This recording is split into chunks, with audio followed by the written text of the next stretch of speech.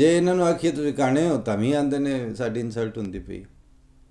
बस फर्क सिर्फ इन्ना है कि मैं ये नहीं आंदा कि यह जो 3-4 कट्ठे हुए ने तमाशा लाने वाले थिएटर वाले जोड़े ने, इस थिएटर के जोड़े करैक्टर ने वो ही नहीं बेईमान ते काने या अन्ने। वो जिन्हों इमरान खान आते हैं वो भी काना भी है तो अन्ना भी है, तो मतलब कम नज़री दे, कमज़ोरी दे, बुजदिली दे, फैसला साजी के मामले इंतहाई निचले दर्जे तो उतर आना और विजन ना होना और ना मतलब जो है भी तो वह इजहार ना कर सकना और एक अपना जोड़ा फौरी इमीडिएट कैरियर मफाद है। वजारत उज़मा जी ना इमरान खान वास्ते एक कैरियर अपॉर्चुनिटी है कि जो मैं इतों शुरू होया, मैं अगर टुरया गया तो हूँ मैं जी फिर क्रिकेटर बनया, फिर मैं कप्तान बनया, फिर मैं शौकत खान बनाया, हूँ मैं वज़ीर आज़म बनना जी। वो कितने सोशल मीडिया पर भी आते हैं अनोखा लाडला खेलन को मांगे चांद, वो लिखते हैं ये लाडला पता नहीं वो किदा ते किदा नहीं। इस वक्त सब तो वड्डा बेवकूफ लाडला तो है जिहड़ा इस जमाने पाकिस्तान अपने आप को किसी का लाडला समझदा है।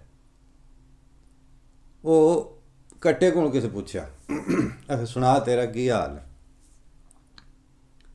उस आख्या की मतलब, आख्या नहीं तेरा घर बार का की हाल चाल, उस आख्या मेरा ना कोई घर ना कोई बाहर है ना मेरी कोई हैसीयत है। वो जिन्हों के वाल मैं हुन्ना वा वो मैनू मुठ पट्ठियां दी पांदे ते मैं 4 टक्करां मार के ते उन्हां दी मझ पसमा छड़ना। उसे नहीं आख्या वो मझ जी वो मेरी माँ है या उस आख्या कि मैं 4 टक्करां मार के उन्हां दी मझ पसमा देना, वो दुध चो लेंदे ते मेरा उन्हां दा केड़ा ताल्लुक है। जेड़े दिन भी कसाई ने मेरा रेट चंगा लाया उन्हें मैनू कसाई नहीं दे छड़ना, लिहाजा मेरा कोई घर बार नहीं, मेरा कोई अग्गा पिछा नहीं। जेड़ा ना इमरान खान वो ये उन्होंने मुठ पट्ठियां दी पै जाती है, वो 4 टक्करां मार के उन्होंने मझ पसमा छड़दा। होर जे आखो ना भी कोई बड़ा लीडरशिप ते बड़ी गल, वो गल शल उत्थे भी कोई नहीं। जेड़े दिन उन्हें एक दिन नवा फिर वज़ीर आज़मी अल टुरे जाता सी तो उदों फिर वो गल्लां इंटरव्यू होने तो सुनी दिन तो हासा ही आउंदा उदों भी सी, लेकिन हुण ज़्यादा तकलीफ दा हासा आउंदा। ते उस जिहड़ा सामने बैठा होना एंकर उहदा नाम लै के उस आखना देखो पिछली दफ़ा मेरे पास इलैक्टेबल्स नहीं थे। वो हुण जेड़े कोई साडे संडे कुट्टण वाले या मतलब पट्ठे वड्ढण वाले ने उन्होंने नहीं ना पता भी इलैक्टेबल्स की ने। उस आख्या भी जेड़े बंदियां दा अगे ही पैर उत्थे थाल कटोरा बनया हुंदा, उन्हां दे पेडिस्टल बने ने, उन्हां दियां बरादरियां ने, उन्हां दी कोई ना कोई उन्हां अपनी सियासी थावां बना लईयां ने, हल्के उन्हां दे कैम ने, किले कैम ने। वो बंदे मैं पिछली बारी अपने नाल नहीं रला सकिया, लिहाजा मैं नहीं जित सकिया, लिहाजा हुण उस आख्या मैं इलैक्टेबल कट्ठे कर लेने, यानी जिन्हां दे इम्कान ज़्यादा ने, जिन्हां दे पिछे सपोर्ट ज़्यादा है। हुण जिन्हां दी सपोर्ट ज़्यादा वो इमरान खान नूं खिदमत खल्क वास्ते मिलन आ गए ने, उहदे नाल कट्ठे हो गए। मतलब सोचने वाली गल है ना कि एडे चंगे ने भी मतलब इन्होंने बैठा बैठा ख्याल आउंदा है जहांगीर तरीन का चंगा भला मतलब कि टांगा टुरिया उहदा मिलां शिलां भी ने, उहदे हज़ारां एकड़ राजी जिहड़ी उन्हें लै के ते उहदे ते गन्ना भिजवाना हुंदा है। होर इस तरह के थोड़े खाते तो नहीं होंदे वजह दे ते या वो जेड़े उहदे नाल दूजे त्रीजे लंडन तो कट्ठे करके लै आंदे सो की किसी का की नां लैना ते की किसी नूं आखना। वो कईयां दे नां ATM हुंदे सन उन्हां दिनां च लाहौरों। ये जिन्ने ये उत्ते इन्वेस्टमेंट करते हैं या जिन्हें ये नाल साथ दिता हर शह लै भी ये की वक्त का मतलब खुदा ताला नूं भेजिया कोई इमाम आ गया सी भी लोगों ने अपनी जायदादां ते अपनी अमवाल जिहड़े ने उहदे पैरां तो निछावर करन लग पे। ये इंज ही हुंदा भी जे वजे कौन वाले हुंदे ने उंजे दे खाण वाले हुंदे ने। उन्हें ललकारा मारिया, उस आख्या आओ भी इलैक्टेबल केड़े केड़े ने, आ जाओ मेरे नाल आ जाओ। माहौल अग्गी बनिया सी, एक किस्म के बेईमानां नूं रिप्लेस करने वास्ते दूजी किस्म के ज़रा होर इंप्रैशन रखने वाले वो अगे आ गए। सानूं पहलां ये दसो ना भी नवाज शरीफ ने जरदारी ने ते वो किसी गल ते पैरा नहीं दिता, इमरान खान ने किहड़ी गल ते पहरा दिता है? चौधरी मोहम्मद अली साहब अल्लाह करी के रहमत करे, उन्होंने एक दिन एक फारसी का शेर सुनाया तो वो बड़ा ही अफसोस है कि उसके बाद मैं उन्होंने कोशिश करता पाया कि वो मैंने किस तरह ओरिजिनल फारसी के अल्फाज लभ जाए।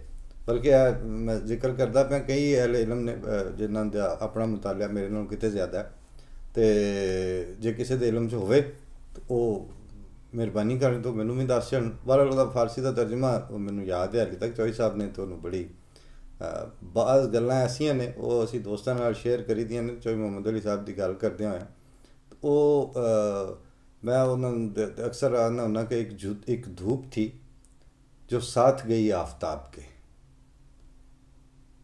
वो चौधरी साहब वाला जिहड़ा सी वो एक बाज़ गल्लां जिहड़ियां सन वो सिर्फ चौधरी साहब के मूँह जचदियां सन कि वो वाकया वो ही सुनाण ते उहदा वो स्वाद आउंदा।